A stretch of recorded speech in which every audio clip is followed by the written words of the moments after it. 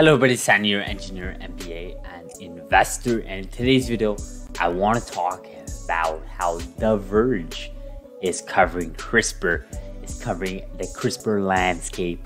Now, of course, The Verge, if any of you have been in the tech space, in the technology space, you guys know about The Verge. They're basically a website that really publishes everything and anything about big tech companies. So Facebook or Meta, Google, Apple, Microsoft, all the latest devices, all the latest software updates, they cover it, right? They go beyond that, posting reviews, having CEOs on their podcast episodes and so on. So The Verge is a very popular publisher.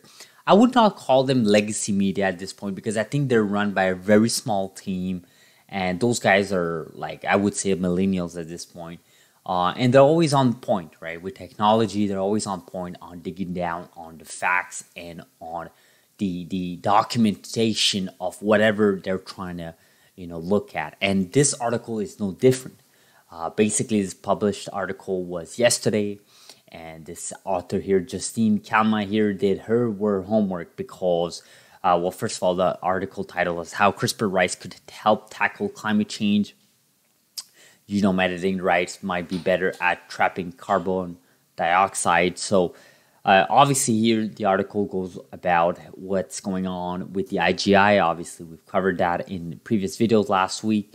And of course they're covering about why this matters, why they're doing this, and why their IGI is bullish on this type of investment. And of course, talking about investment, this investment comes from the Zuckerberg Foundation.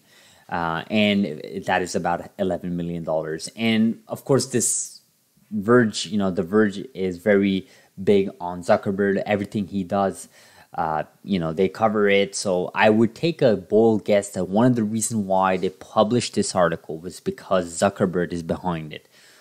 So I would say that my only criticism here is that there is a string attached to this type of article because they just want to publish everything and anything to do with Zuckerberg, Mark Zuckerberg. I mean, whether it's bad or positive, they're going to publish it. I think their website at this point, keywords, key tags, and so on, is really tied to key individuals in the tech space. And Zuckerberg is definitely the one, if not Bezos, right? Jeff Bezos, which they actually mentioned here. So I would say that's the only string attached to this type of article, but they're doing a really good job here in the article talking about how IGI won't stop with the rice, looking at the other prime candidate for genome editing to boost carbon removal. And of course, agriculture has a huge carbon footprint in this space, right? Carbon, I think a lot of people want to deny this. People think that it's just vehicles on the roads. Vehicles on the road are not the main primary reason of the carbons in the air, right?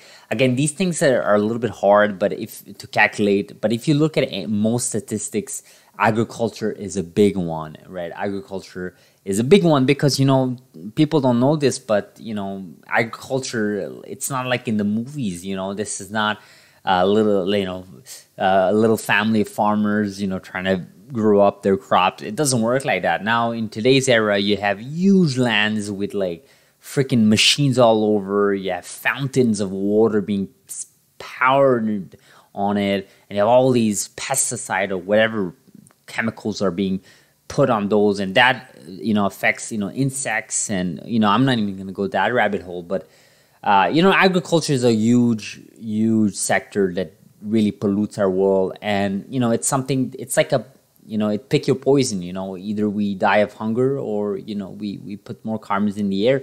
But luckily, with tools like CRISPR, you can sort of tackle that and no longer have that narrative, right? You can have food to people, and you have clean, green energy type of foods, right? That don't emit as much as carbon in the air, right? Or opposite, right? You sort of have vegetation that can absorb carbon, right? So there's two ways of looking at it, but this is a good article in general. So the reason why I wanted to make this video, one, is to talk again, reiterate the importance of organizations like IGI, getting funding from big tech leaders like Zuckerberg, But most importantly, I want to cover how The Verge is covering CRISPR. I love that. I'm in awe of that. Like I said, I'm a fan of The Verge.